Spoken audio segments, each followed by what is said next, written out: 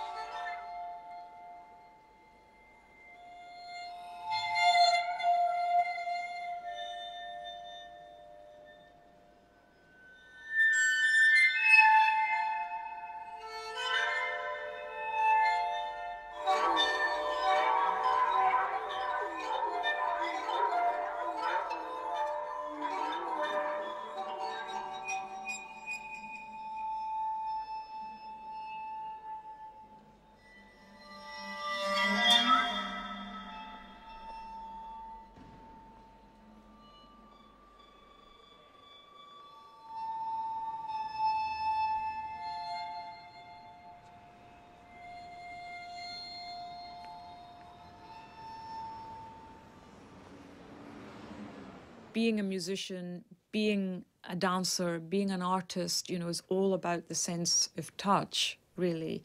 The form of communication is about touch. And I don't literally mean that kind of thing. I mean touch is just something that, a little bit like hearing, it's just so vast, you know. We need all our senses for the others to function. We just do.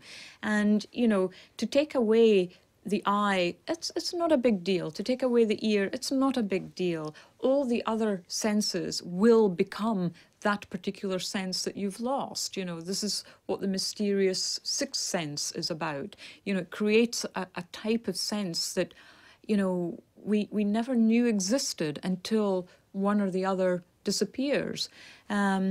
You know, in the same way that if suddenly I couldn't function as an actual percussion player, I'd never ever stop being a musician just because I couldn't communicate through the percussion instruments. You know, I'd always be a musician because that's something that is so internal and no one can take that away, you know, no one. We need to eat and we need to sleep and we need music. I mean, it's always happening within yourselves.